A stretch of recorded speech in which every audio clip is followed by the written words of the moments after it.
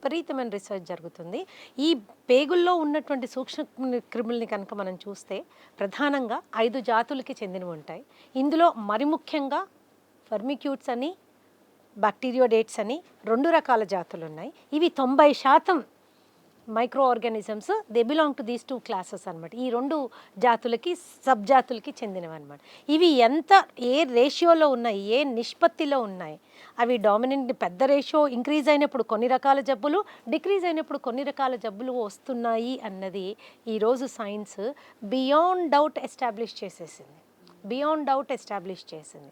So జీర్ణక్రియలో మనకి వీటి యొక్క ప్రాముఖ్యత చాలా important. Right. And gut problem అనగానే ఏమనుకుంటారంటే నాకేం కాన్స్టిపేషన్ లేదండి, నాకేం గ్యాస్ కూడా లేదు, నాకు బాగానే ఆకలేస్తుంది, నేను బాగానే పడుకుంటాను, నాకు అన్నీ బాగానే ఉంటాయి, బబల్ మూమెంట్ కూడా బాగానే ఉంది, నాకేం గట్ ఇష్యూస్ లేవు అని చాలామంది మనం అనుకుంటాం. అవును. ఆ గట్ ఇష్యూ అనేది కేవలం ఇలాగ మాత్రమే మేనిఫెస్ట్ అవ్వాలని ఏమీ రూల్ లేదు. మనకి బీపీ వచ్చింది, గట్కి కనెక్షన్ ఉంది. మనకి షుగర్ వచ్చింది, గట్కి కనెక్షన్ ఉంది. ఊబకాయం ఒబేసిటీ వచ్చింది, గట్కి కనెక్షన్ ఉంది. గుండె జబ్బులు వచ్చాయి, గట్కి కనెక్షన్ ఉంది. మూత్రపిండాల జబ్బులు వచ్చాయి, గట్కి కనెక్షన్ ఉంది. చర్మ వ్యాధులు వచ్చాయి, గట్కి కనెక్షన్ ఉంది. 3 మానసిక సమస్యలు వస్తున్నాయి, గట్కి సంబంధం ఉంది. సో మనకుండే నార్మల్ ఏ జబ్బును మనం తీసుకున్నా డెఫినెట్గా ఈరోజు గట్కి కనెక్షన్ అనేది రీసెర్చ్ చేస్తున్నారు.